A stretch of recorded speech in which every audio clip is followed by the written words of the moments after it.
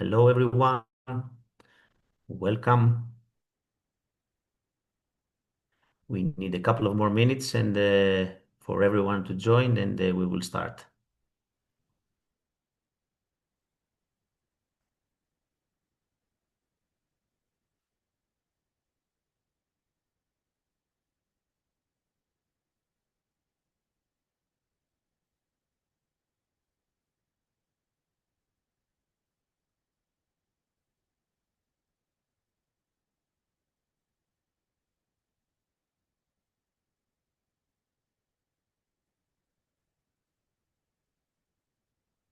Okay, it's 5 past already.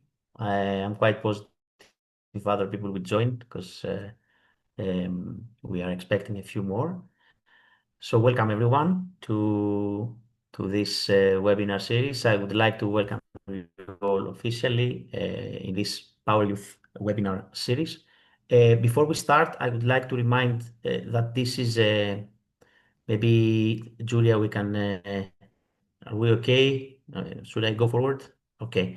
So I would like to remind everyone that this is a recorded webinar, and if you don't like to be recorded, you can just switch off your camera and just use the chat.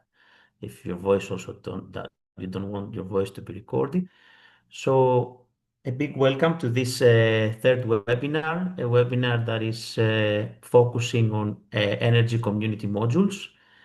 Before we dive into the details, I will go for once more for those who attended the previous webinars, just for the ones who are on board, and for those who attended to repeat a little bit, to get to know a bit deeper what is the Power Youth project. So I'm going to share my screen and tell you a few words about what is the Power Youth project. Just a second. That is organizing these webinars. So I hope you all see my screen.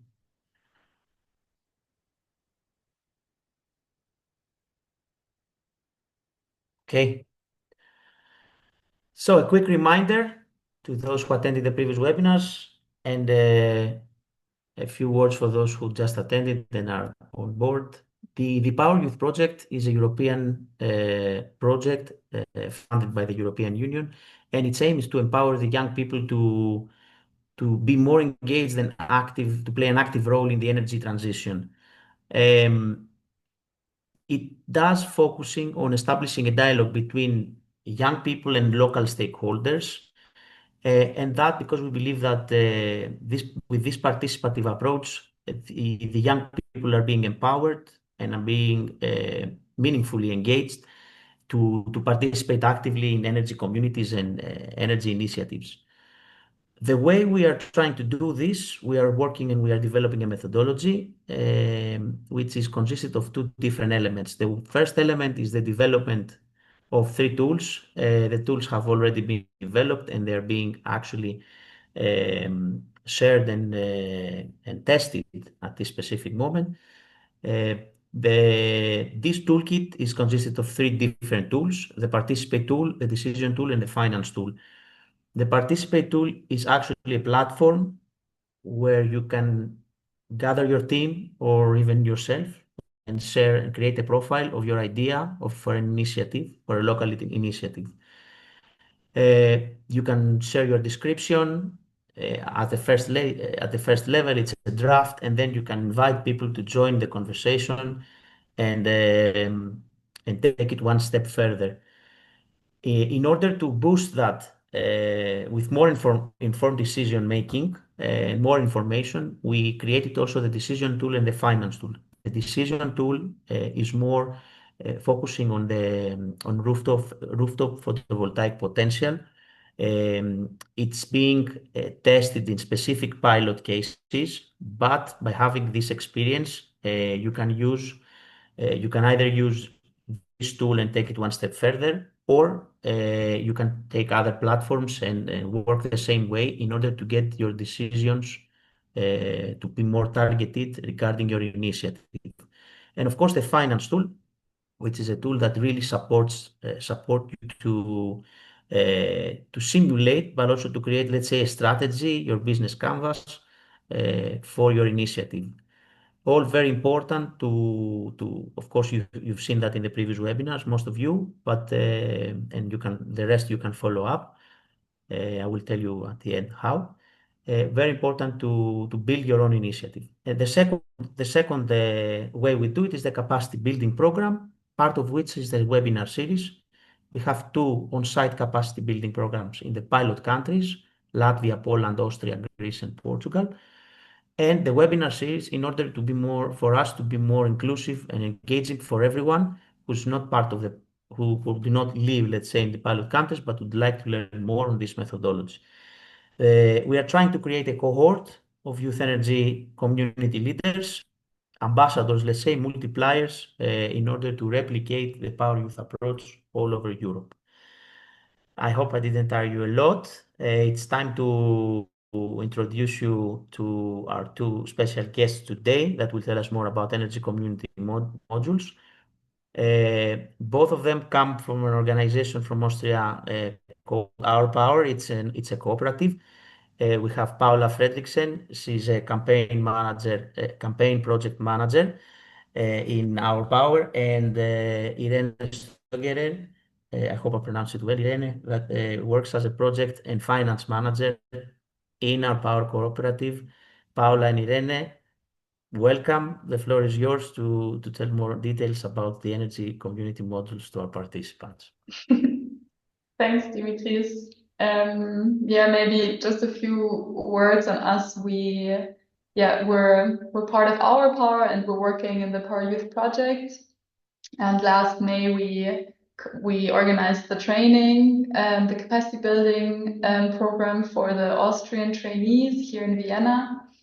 And we also gave parts of the training, and we're going to present to you today the part on the different modules of energy communities. And yeah, we're both working. I'm working here for 2 years, Irene for 3 years, and we both have practical experience, let's say, in operating an energy cooperative. Yeah, just a bit more to our background, but yeah, you're also welcome to ask questions. In the meantime, do you want to add anything before I start? Before we start, in the Power Youth project, we are currently also building our first youth energy community in Austria. So we, with our trainees and with a youth network together, we plan to establish the first energy community of that kind. We are currently in the founding process, and we're looking forward to making this a use case that can be replicated and to engage more young people. That's kind of the aim we are working towards currently. Yeah. And yeah, we're sitting in our office in Vienna. I don't know where you all are, but it's nice to see you here. And I'm going to start sharing my screen now. And I think I should do screen 2, right?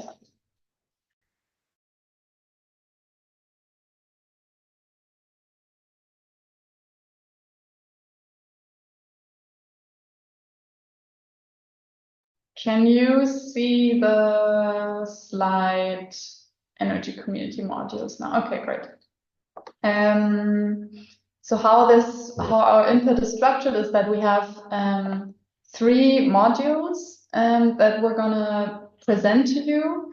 And after each module, so after let's say 10 minutes of input, you'll have the chance to ask a question or a comment on what we said. So we try to break it down to not have too long of a one-directional input to you. So pay attention and yeah, gather your questions. They are very welcome.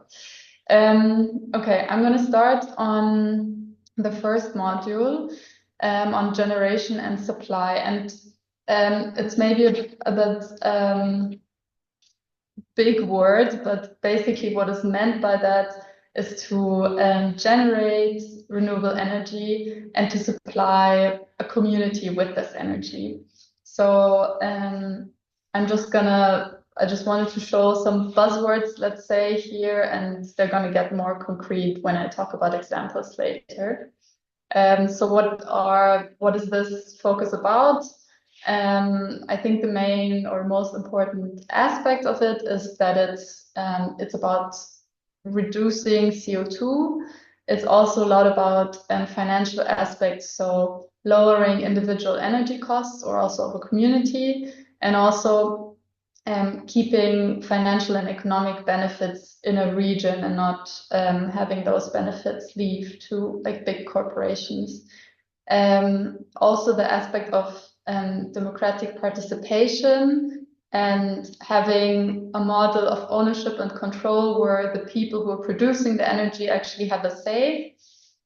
So you see this local and democracy element is very important in energy communities in general, I would say. And also the fact that with this model, as with any other model, also the energy communities are non-profit oriented. So the focus should really be, or is really, on creating a social benefit or for the region than profit aggregation.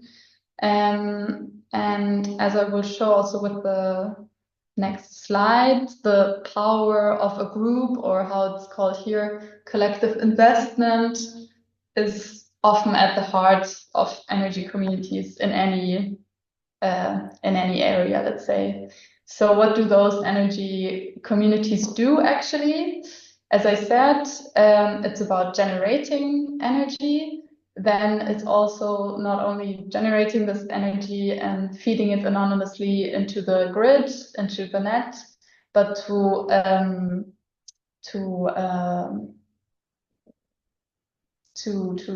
secure a supply and distribution to also the community that wants to benefit from this energy.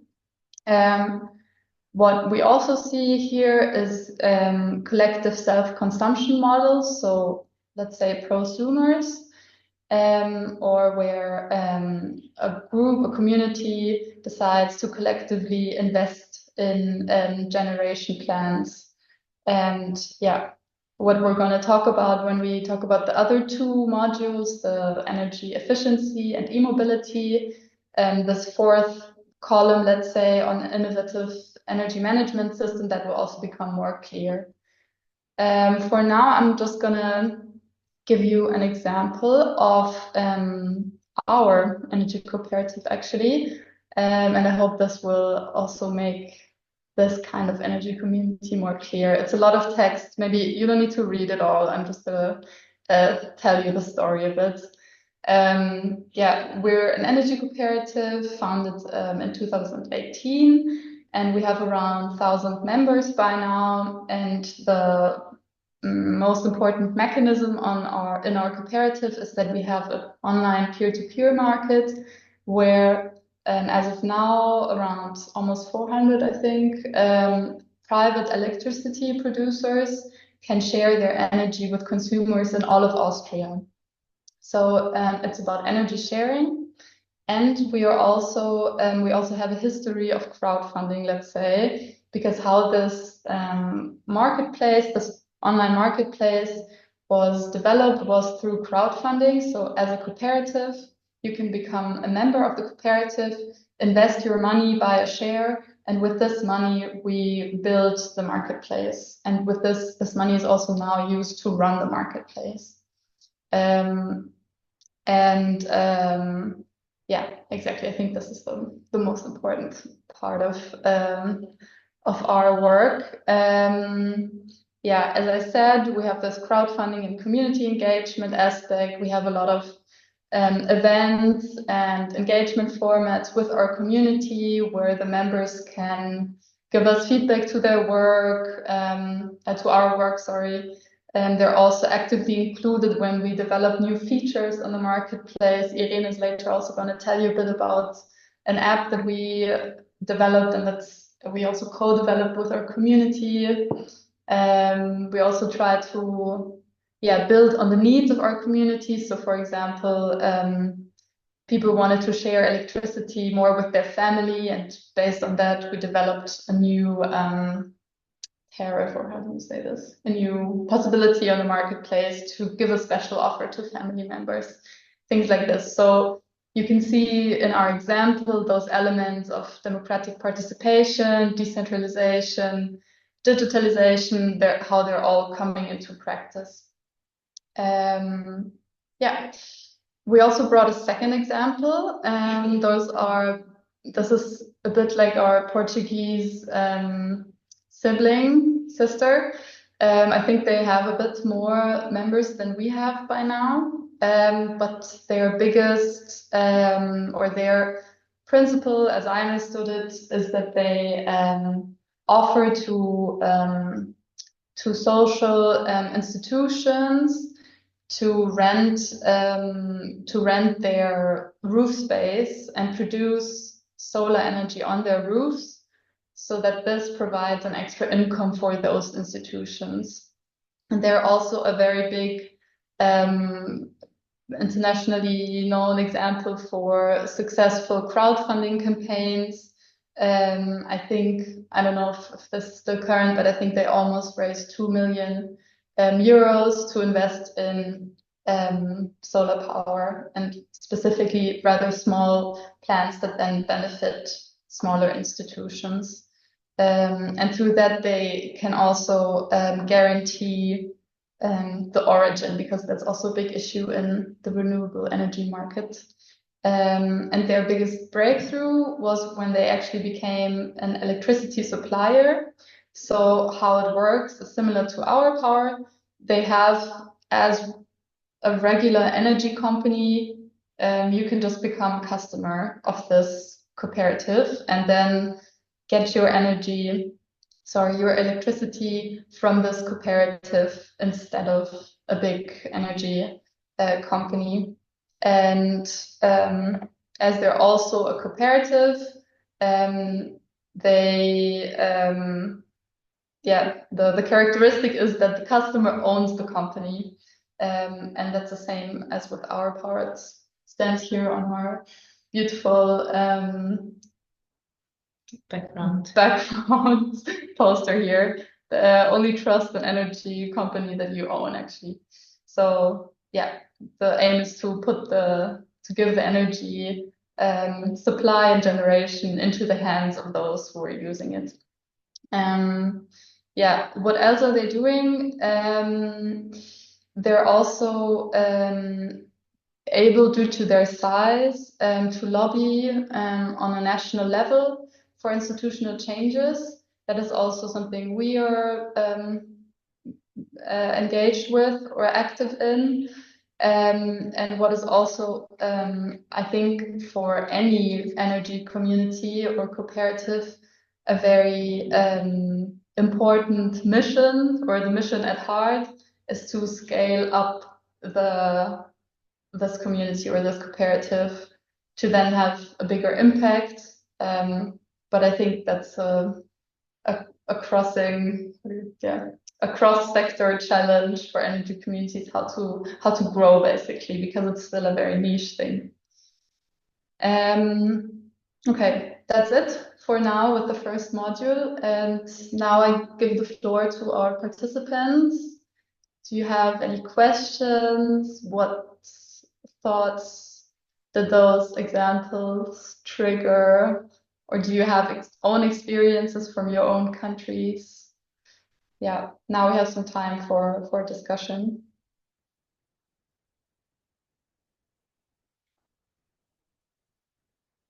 And I don't see if anybody, maybe Dimitris, you can. If there's no specific question, Paula, we can move on to the second. Maybe our participants can gather the questions, and we can have also some minutes at the end of the. And feel free to also ask questions that you maybe think are stupid. There are no stupid questions. They're just stupid answers.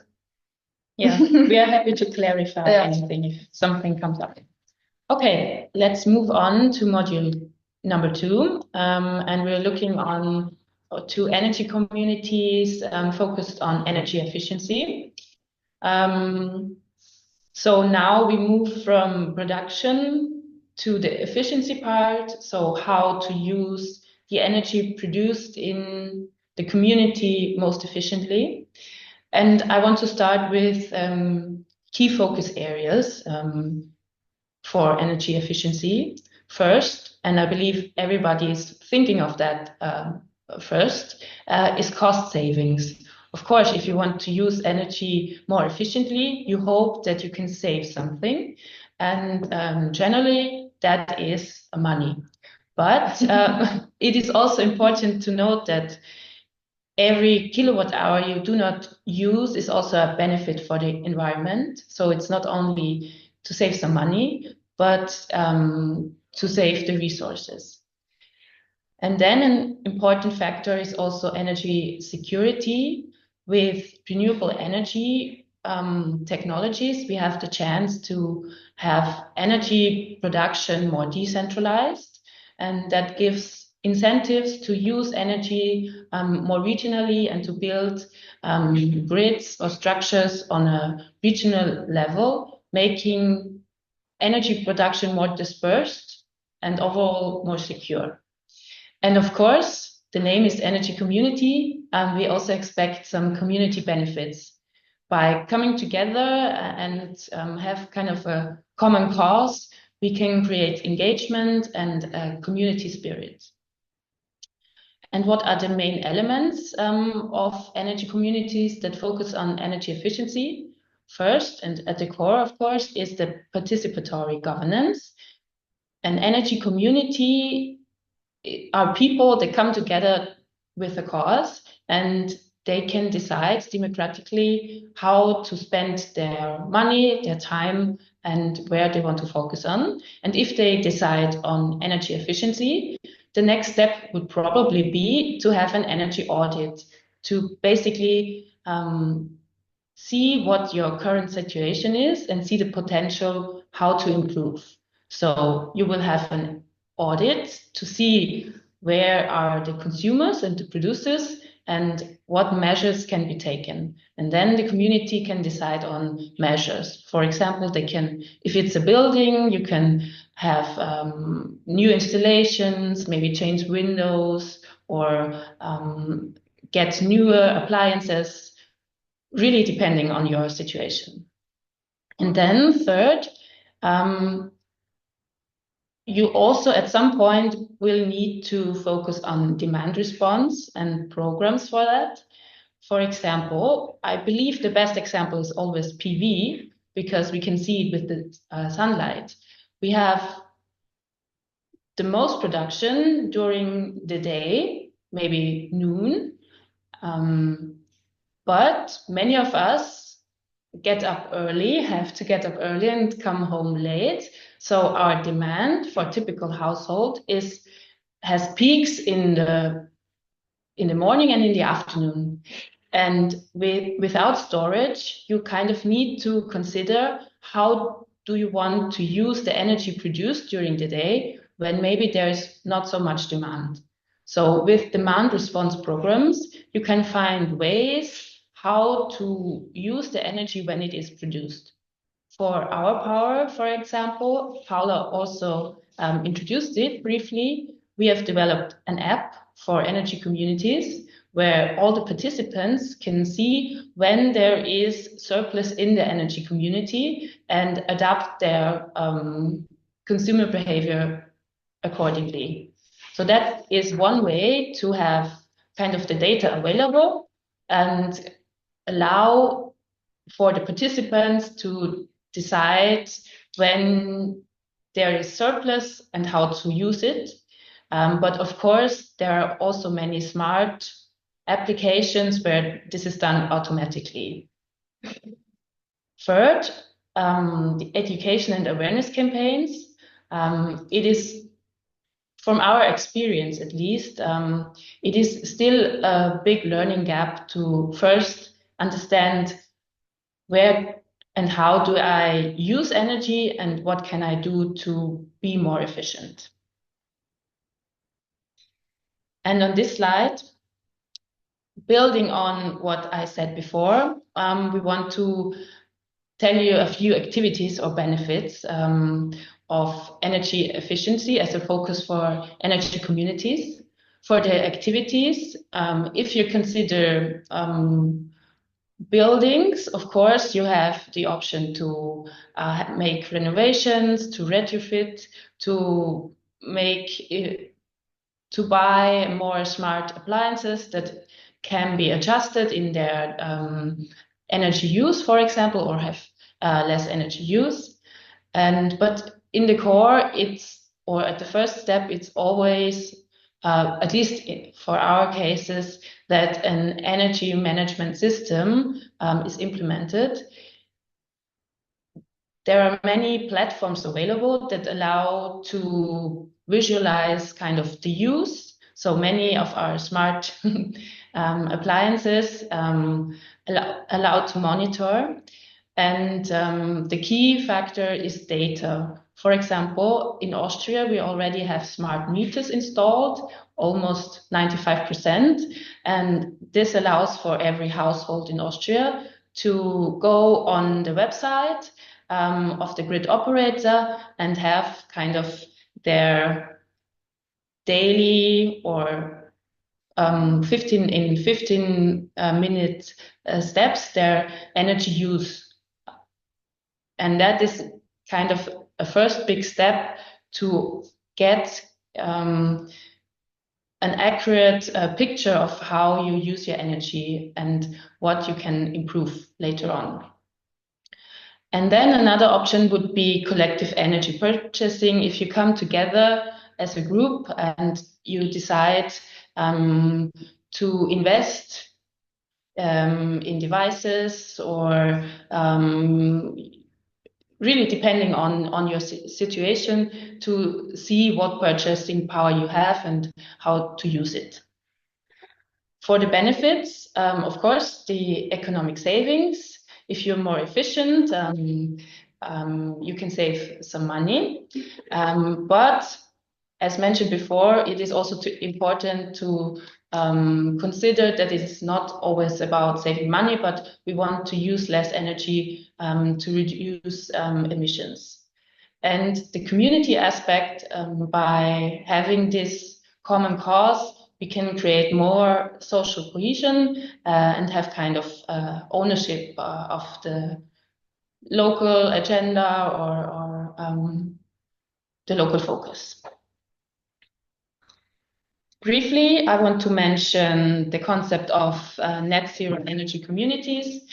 It's basically another way to say that and you can come together, maybe you have several buildings or even regions with the ambition to become net zero, and you can use energy communities as a means.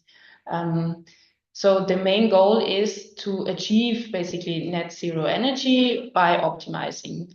And you can have many different ways to do it, but the main benefits are true for everybody. It is to reduce overall energy demand, to contribute to more energy independence, decrease the impact, and have a supporting local economies and job creation to foster kind of collaboration and overall decrease costs of the members.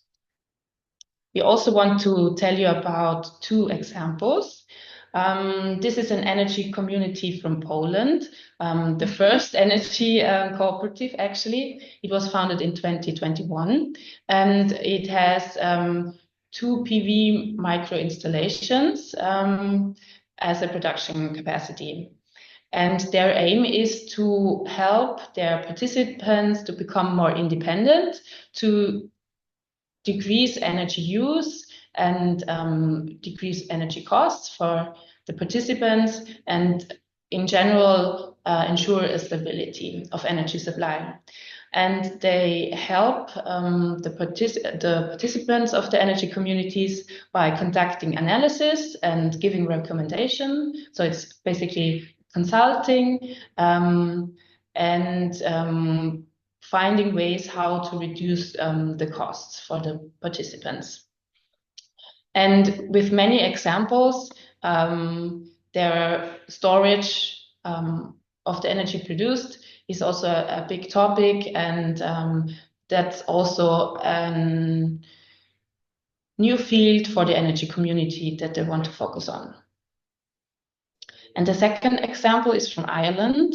That's a cooperative with over 50 members, and they are organized voluntarily. And they also want to help the community to transition to a low carbon economy. So their focus is on self-sufficiency of the energy produced, and they include the local buildings, schools, public facilities, and businesses. Taking energy efficiency interventions.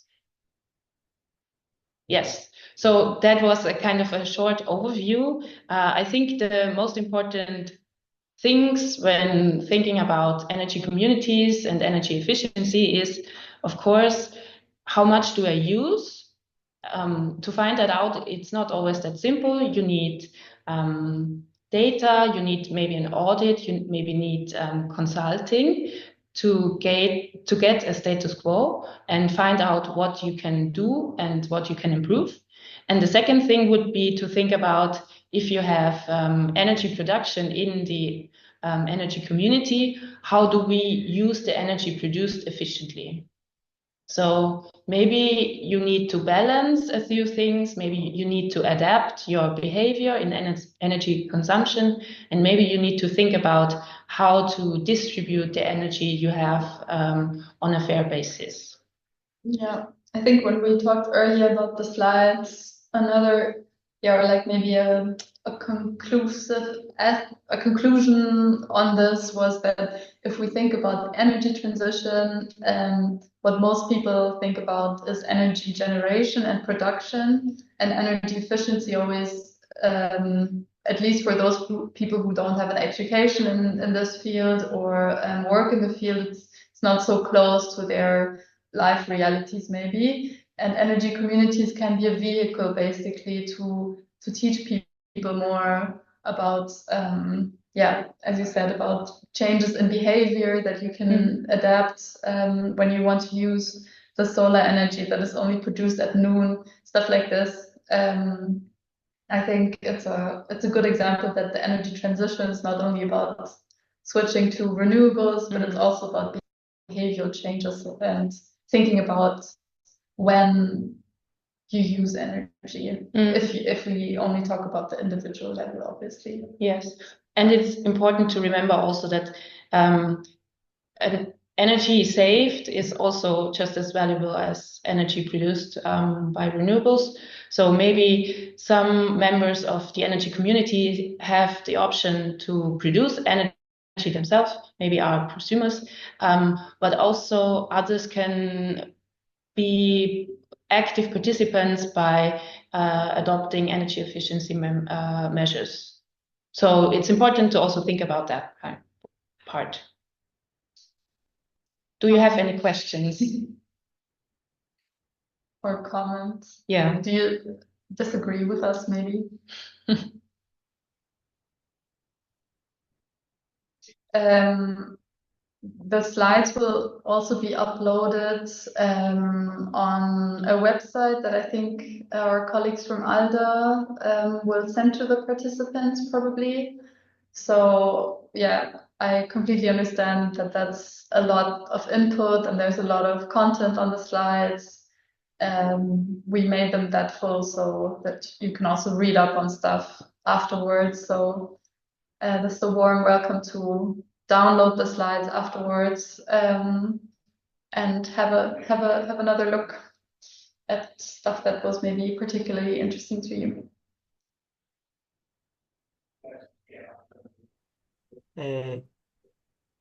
Since we don't have any hands already, and we have. Okay, then okay.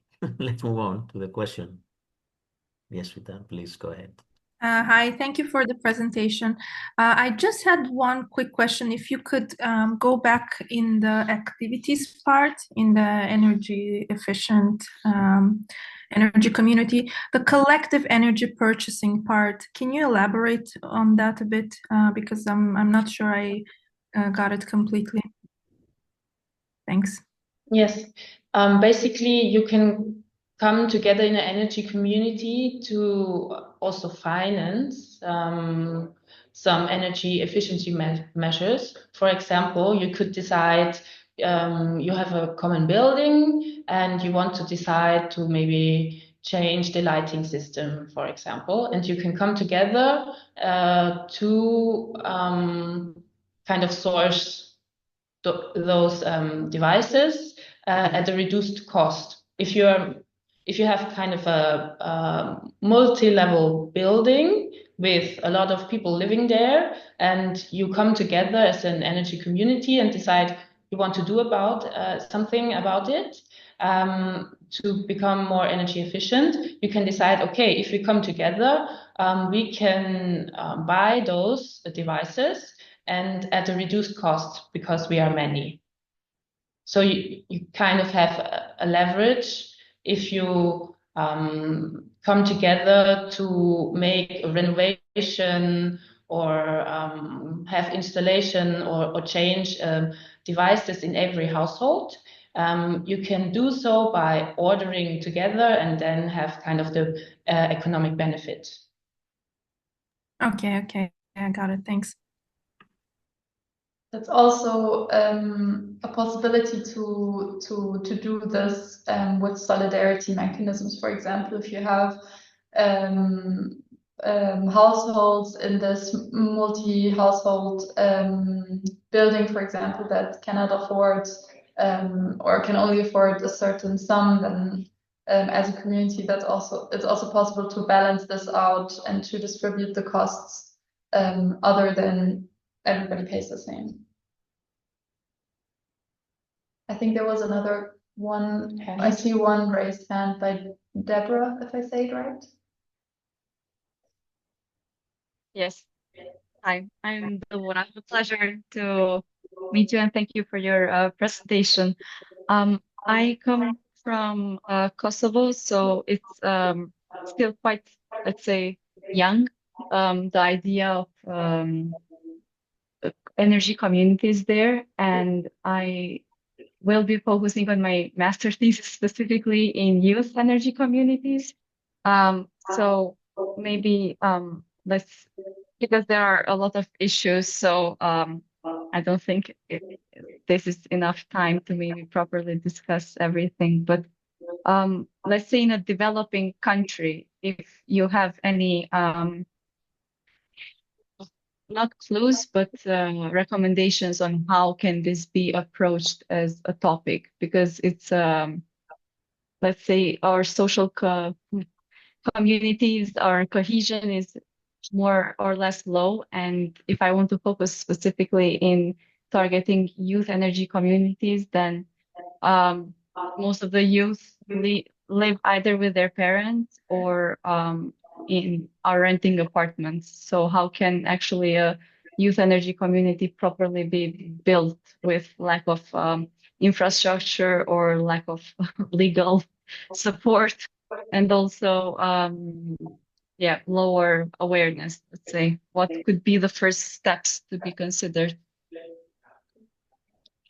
In our experience, it was, for us at least, the easiest way to get in touch and to kind of get started by contacting youth networks. So finding groups that are already established and then tell them, hey, what about energy community? And that's also the training we want to give, to have kind of leaders in the communities who get involved and get others on board. Because the energy topic as it is often perceived as difficult and maybe like you need a lot of technical knowledge, but energy communities focus on the social aspect also. So for us, at least with our pilot, it was the most promising strategy to be where young people already are organized, I would say so. Yeah, I agree. And it's, I think I think you need to also go step by step. And I think awareness and education is at the bottom. And I think that's the groundwork that we also have to lay in a country where we already have a very progressive energy community legislation, but it's still amongst young people, it's not a topic at all. So even if you have a very relatively strongly developed policy framework, it's still a lot of educational work that you need to do. Yeah, I think that's what I would. Yeah, and I would add Yeah. also that yes, you want to build a youth energy community, but you cannot do it alone. So Yeah. you need to think about the parents and I don't know, the workplaces where the people are. The schools, the unis. Yeah, you need Yeah. people who have the resources and who have the contacts and the know-how. But it is already a big step if you have young people in positions of managing, for example, or decision-making positions. So yes, it is a youth energy community, but remember that you need also to engage with others to make it work, with other target groups outside of the youth. Yes. I think maybe we can have a couple of more questions after the third module. I would say to Deborah that the next webinar, Deborah, is dedicated to the role of youth. So maybe if you want to join, if you have the opportunity, I think we can also discuss more on the actual role of youth in the energy communities. Just as a suggestion. Okay. Okay. Dimitris, what's the time saying? We should have 10 more minutes. Okay. Okay. Okay.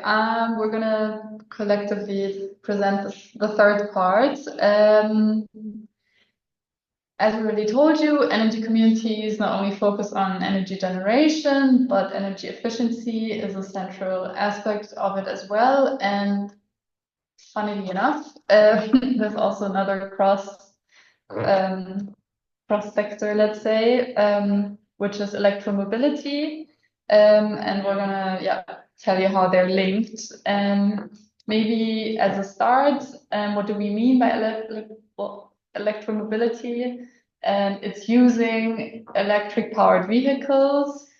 So it's about those vehicles, but it's also about the infrastructure, for example, the charging stations. And here, energy communities can play a key role when we think about where are those charging stations, and how are they managed, and what function can electric vehicles take over when we think about energy grid stability, for example. And also another aspect is the adoption of electric vehicles, so people changing their mobility behavior, basically.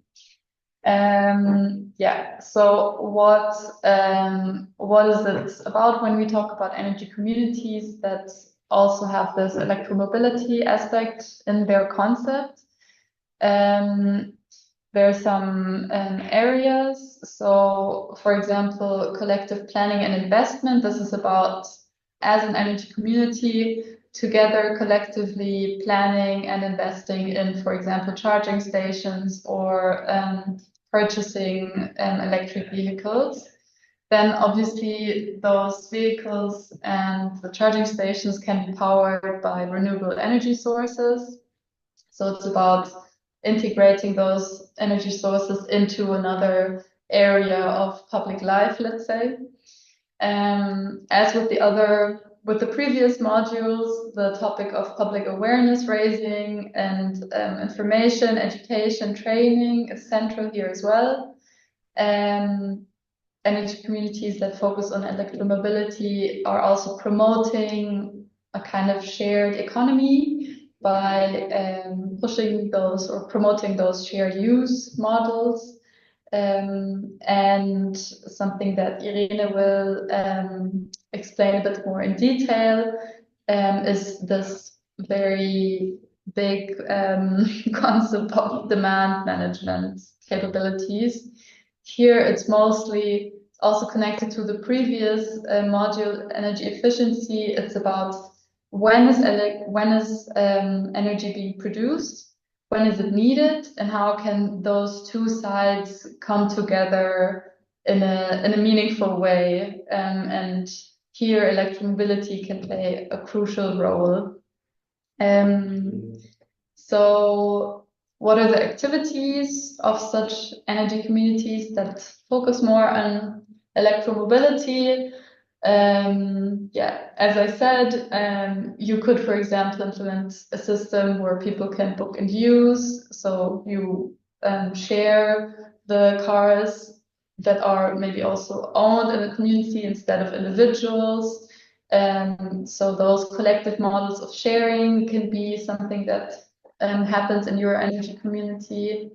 Then, as I said, the establishment, so actually putting charging stations somewhere. This can also happen in a way where you ask the members of your community, what are your resources? Maybe somebody owns a piece of land or knows somebody, so you can also make use of those resources already present in your community to then there deploy the charging stations.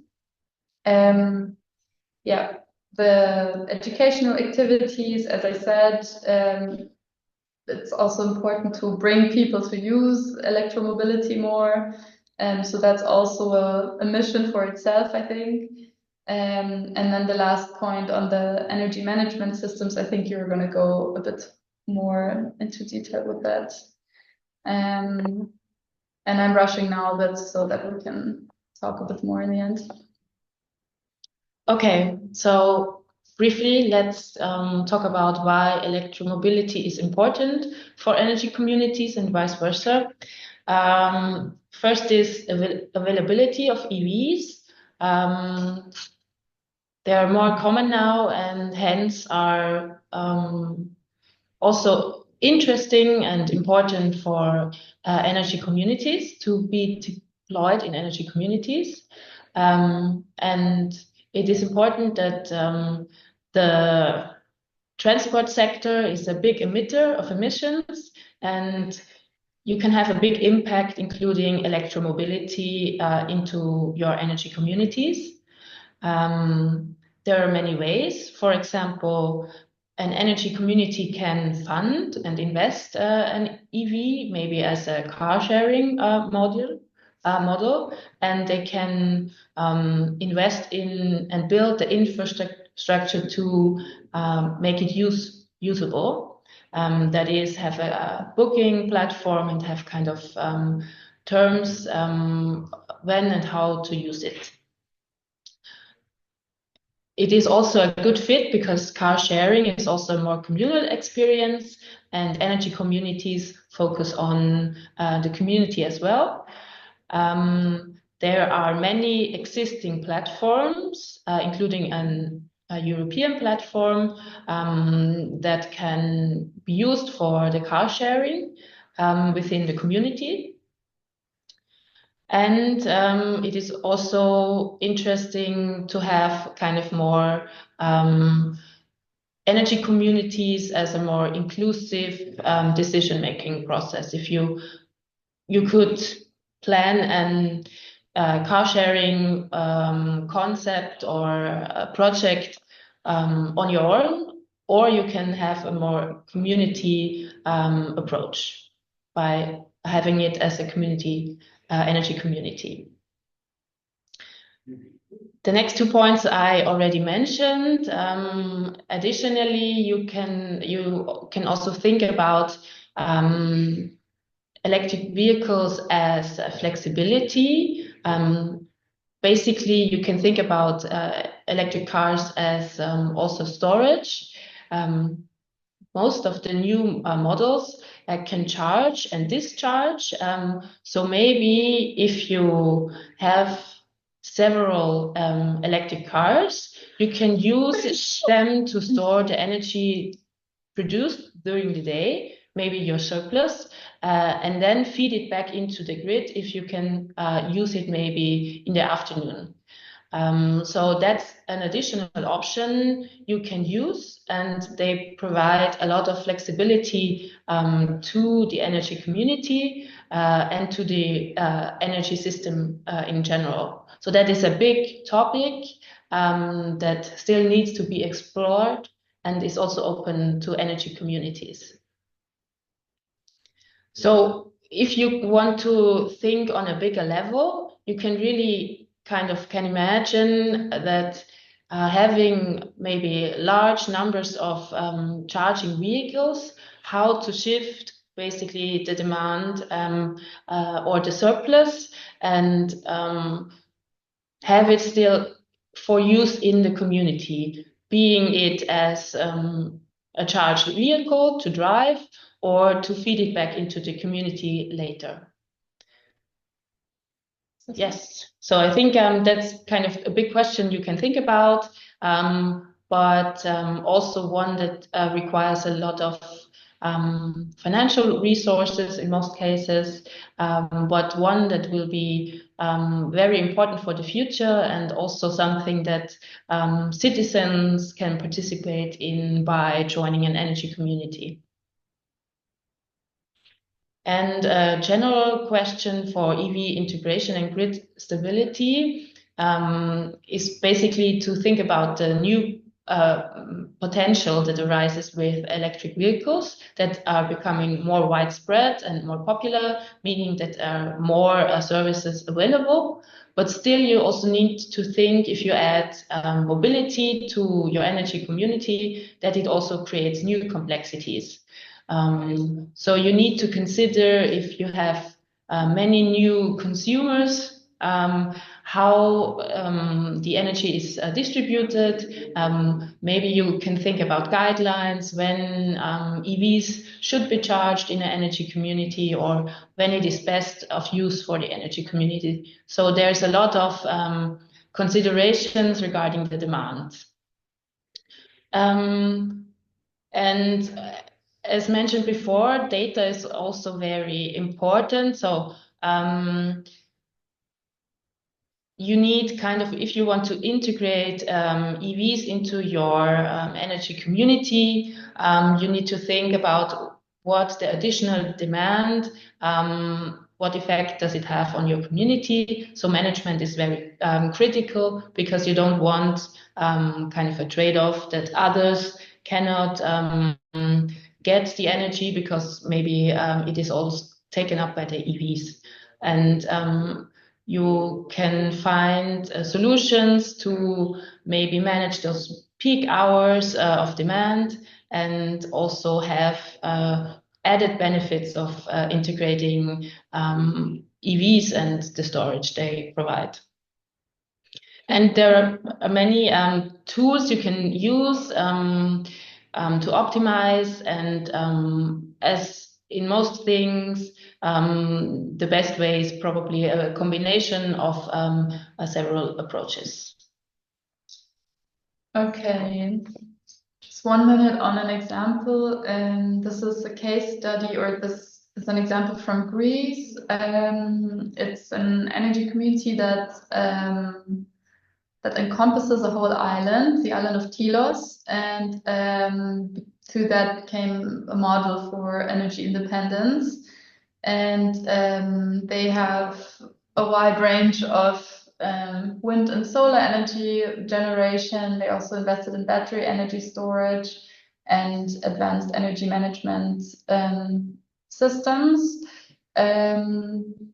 And yeah, just due to the time, I'm not going to go into detail here. The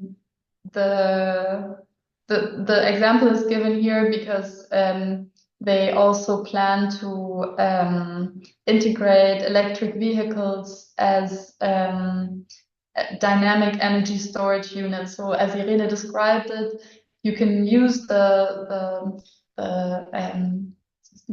engine or the battery of the electric vehicle basically as an energy storage that takes up, so to speak, the energy, the solar power, for example, when it is being when there's a lot of solar power being produced during noon, and then also giving it back when there's not so much production available. This is called vehicle to grid capability.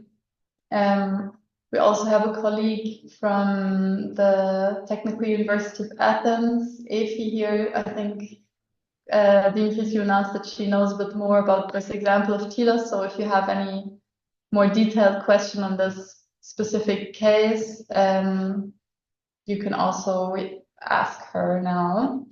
And this would be it from our side on the input on the different modules. Dimitris will tell us now how much time we'll have left for questions.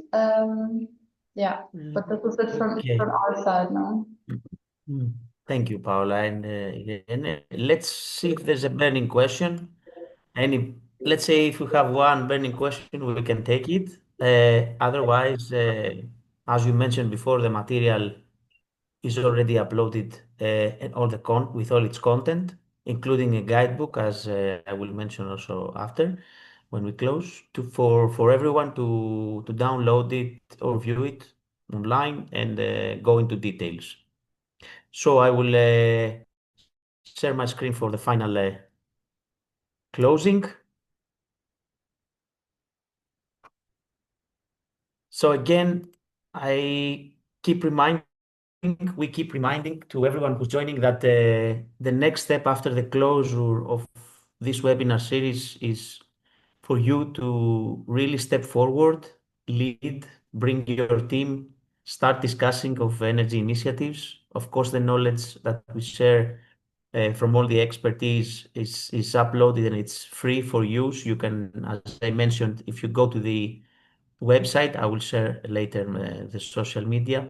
You can check the training material section and you can find all the PowerPoint slides from all the webinar series, all 5, including a guidebook has more extensive content for you to be able to track and follow up better the content. When we're done with the webinar series, we really look forward to hear from you and to discuss any ideas for any initiatives you might have, and also to follow up with your ideas into the Participate tool, as I mentioned, which is the first level of engagement with the toolkit and our methodology. Don't forget also to spread the word. Don't forget to bring on board, if you have any friends who are interested, anyone, family who would like to learn more. Of course, it's open for the next 2 webinar series to register. So feel free to share the registration form. Here are our Instagram and LinkedIn of the project. Please follow and stay tuned. There are more things to come for the next 1.5 years. That the project is still its duration is still ongoing. And of course, on the right side, you will see the actual link. This is the link of the website. And you can check the training material, as I mentioned there, with a few more information on the project as such. So, last but not least, I want to remind you, as I mentioned before, that on the 19th of November, same time, we have our 4th webinar. It's about the role of youth in energy communities. We are focusing a more dedicated webinar on the role of the young people. And we will also discuss on the actual stepping stones for developing a youth energy community. We're getting into more details. We had a first level of discussion last time on the preparation stages, but on the next webinar, on the 4th webinar, we will dive deeper and really have more concrete stepping stones for how to create our youth energy communities. With that, I would like to thank you all, and of course our Paula and Irene, who really shared with us all their knowledge on the energy community modules. Yeah, and we're really looking forward to see you all in our next webinar episode on the 19th. Have a great afternoon. Thank you. Thanks for listening. Bye, everyone. Thank you Bye. very much. Bye.